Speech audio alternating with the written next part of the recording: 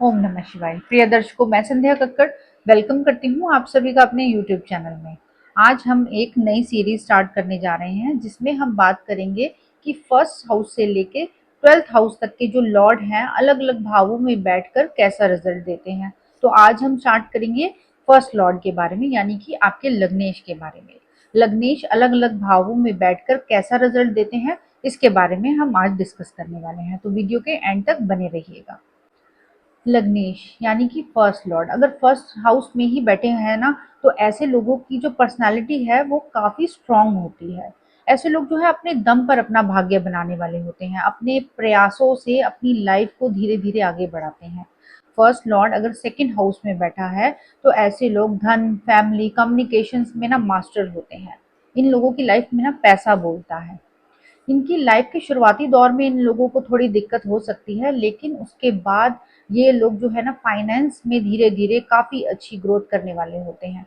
First Lord अगर third house में बैठता है, तो ऐसे लोग जो है ना काफी रिस्क टेकर होते हैं, बोल्ड पर्सनालिटी के होते हैं, किसी से डरते नहीं हैं और बहुत ज्यादा हार्ड वर्क करने वाले भी होते हैं।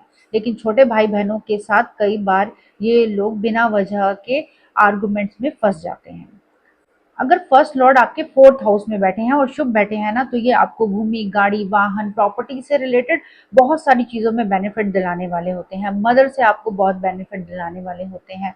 आपकी पूरी जो लाइफ है ना वो कंफर्ट जोन से भरी हुई होती है। फर्स्ट लॉर्ड अगर आपके फिफ्थ हाउस में बैठे हुए हैं, तो आप लोगों का जो माइंड है ना वो बहुत ज्यादा क्रिएटिव होता है। स्पोर्ट्स में बहुत अच्छा आपका मन लगता है, बुद्धि आपकी बहुत तेज होती है, आपकी लव लाइफ भी बहुत अच्छे से चलती है और आपकी एजुकेशन भी आपको आपका नेम फेम बढ़ाने वाली होती है।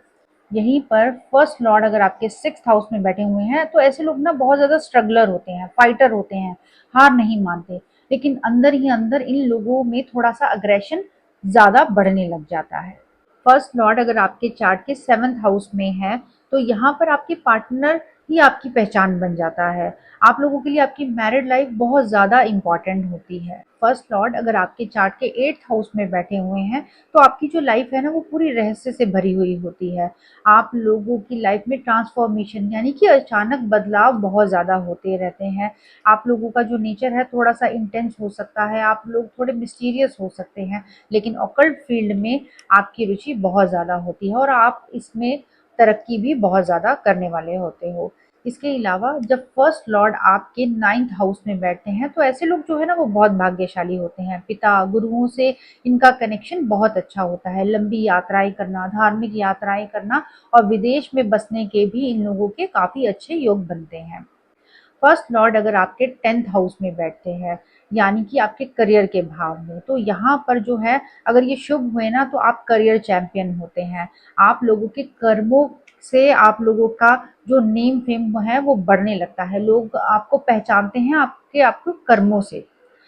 फर्स्ट लॉर्ड अगर आपके 11th हाउस में है, तो यहाँ पर जो है ना आपकी सारी ख्वाहिशें पूरी होने के चांस बहुत ज़्यादा बनते हैं। मल्टीपल सोर्सेज से इनकम होने के चांस बनते हैं। सोशल नेटवर्क आपका बहुत ज़्यादा स्ट्रांग होने के भी चांस बनते हैं। फर्स्ट लॉर्ड अगर आपके 12th हाउस में बैठे हुए हैं, तो ऐसे लोगों की जो रुचि होगी ना वो आध्यात्म की तरफ होगी। अकेले रहने में इन लोगों को बहुत ज़्यादा आनंद आएगा, लेकिन ये फिर भी थोड़े खर्चीले हो सकते हैं।